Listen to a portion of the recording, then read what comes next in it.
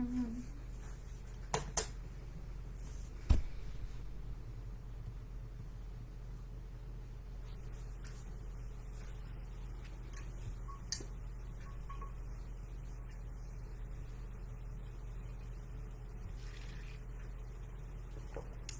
guys. All right, so today we are talking about back pain and kids, and I'm just gonna give you guys a minute, see if anybody wants to jump on, see if we've got any questions coming at us, see if everybody's warm enough today. I don't know where you're watching this from, but currently in my house it is 6 degrees. It was 8 this morning, so the temperature is dropping for some reason. I don't know, the sun is just sucking the heat back into the sky.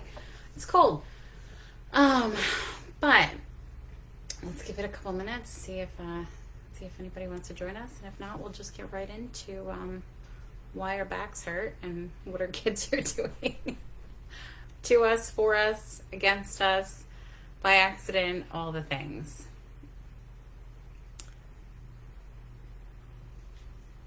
All right. So, first and foremost, you have kids. You carry them here, right? They come right in front of you. You hold them to the front. You scrunch your shoulder up, and you just snuggle them, and then you carry them in the middle, and then you carry them on this side, and then you carry them on your hip, and then you throw them over your shoulder, or you drag them along the floor as they grab onto your leg. The majority of us end up carrying our kids on one side.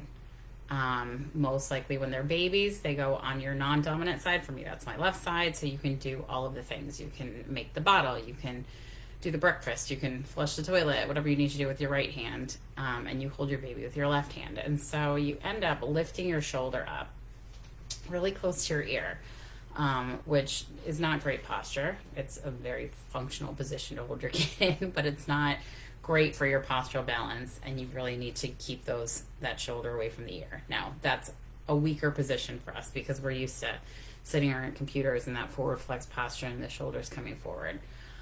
So when you're holding a baby, a few things. Baby wearing, phenomenal. Moms, dads, grandmas, grandpas, aunts, uncles, everybody.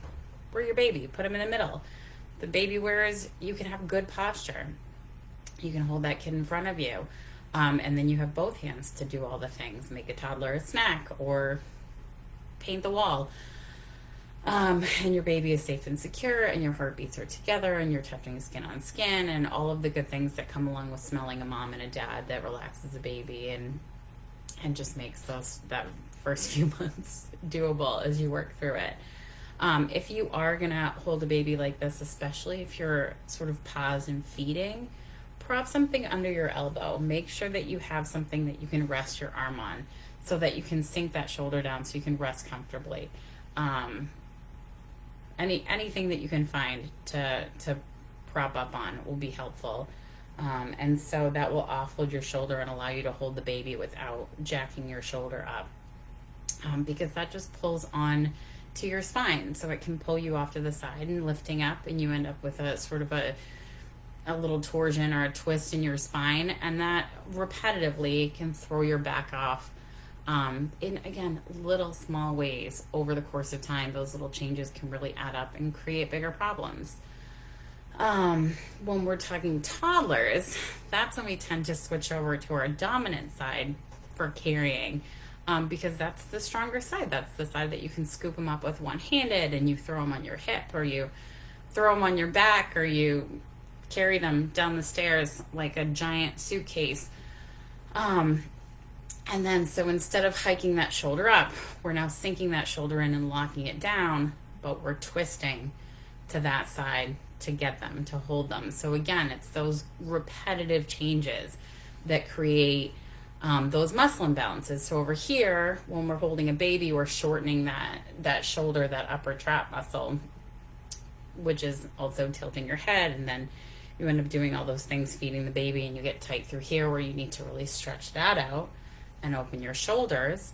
When you have a toddler, you end up sort of locking down that dominant side.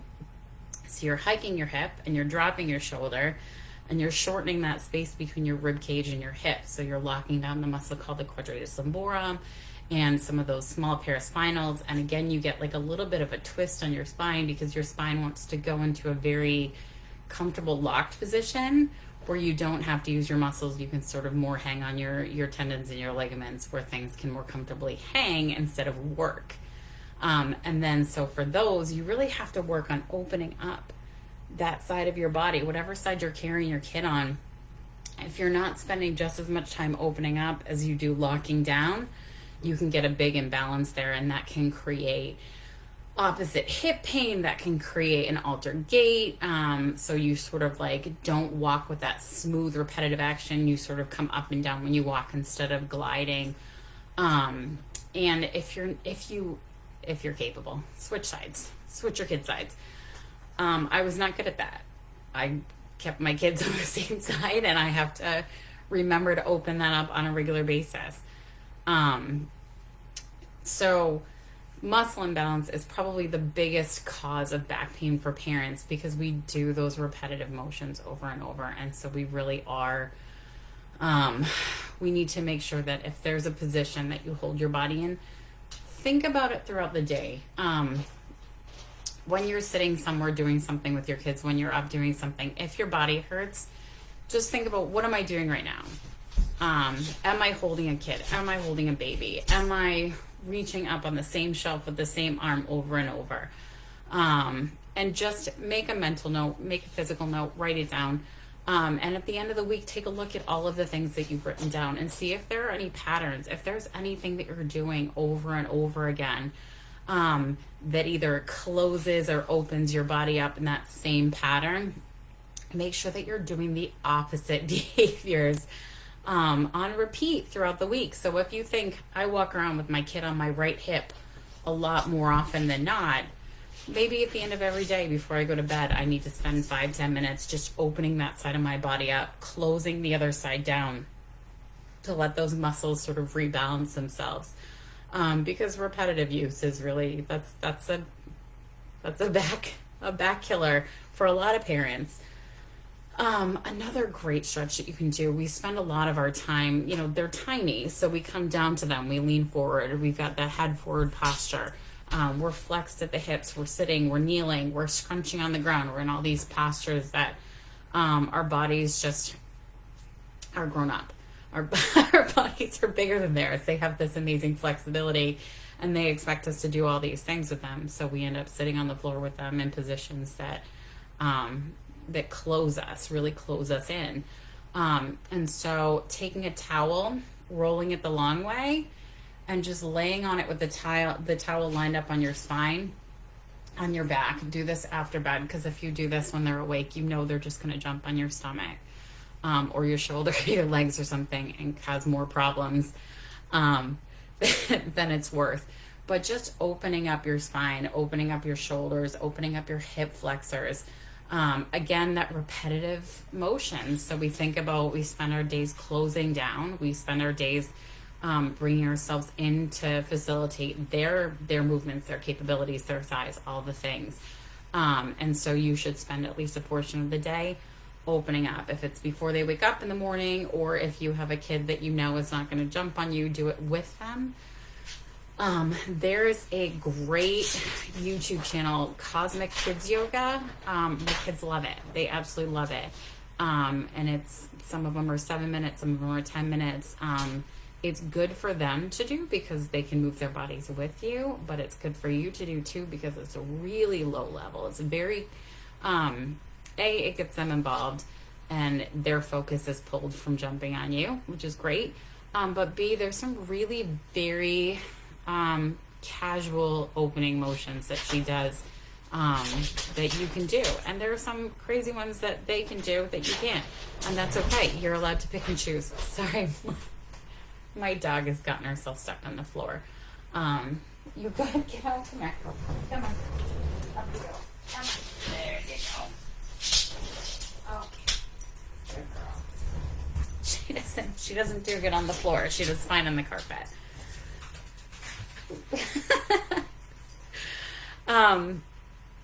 And then there's on my website, on one of the blogs, I give sort of a step-by-step on a traction position that offloads the spine. The final thing that really helps relieve some of those back pain that just come with that chronic use, that constant overuse, for bodies that are not used to opening up and moving.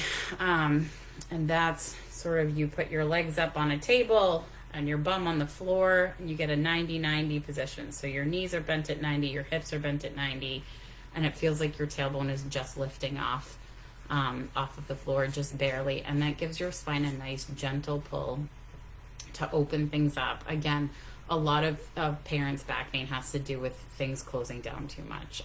There's an imbalance between what's open and what's closed as far as muscle goes, or that compression. I mean, we're picking up 20, 30, 40, 50 pounds over and over the course of the day, and we're not doing it from a safe body position anyway. So that's really helpful to make sure that you are spending the time to open your spine up.